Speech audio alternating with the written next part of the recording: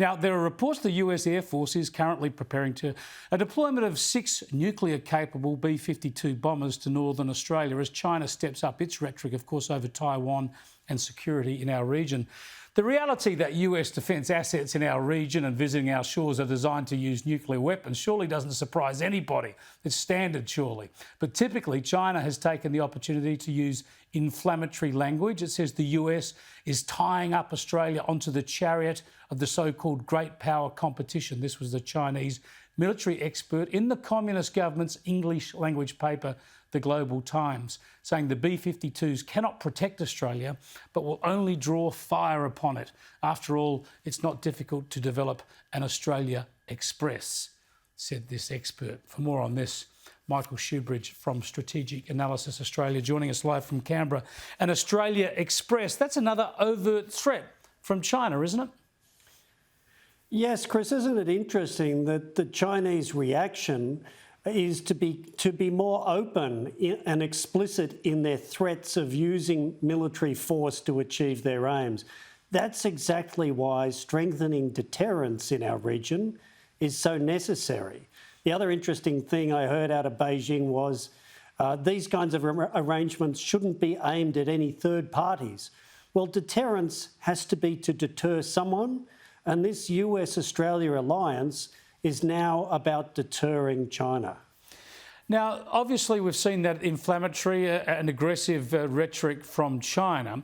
But let's talk about the reporting that's led to this. Australian media, I think it was the ABC primarily, talking about these B-52 deployments. Now, is this actually a step up? Or do we assume that all the rotations of US aircraft, submarines and vessels through our region, of course, are nuclear capable? Well, it's a bit of both. US nuclear-capable ships and aircraft that visit Australia and countries other than New Zealand, they can carry their nuclear weapons. It's part of the alliance relationship that they don't publicly disclose whether they're carrying the nuclear weapons they're capable of. So in that way, it's not new.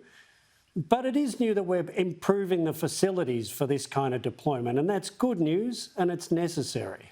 Well, what about this, Furphy, then, though? The argument that this makes Australia suddenly a target, as if we weren't a target previously. I mean, nothing changes. We are a strategic landmass full of very valuable resources, and we've been a US ally in this region for more than 75 years. Those two things are constant.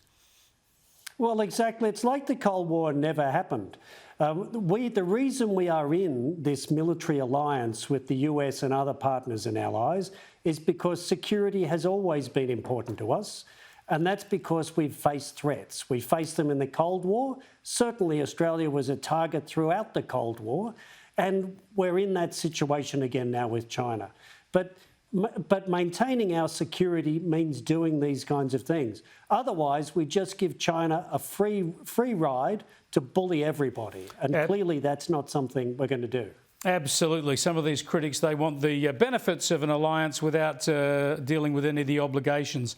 Thanks so much for joining us again, Michael. Appreciate it.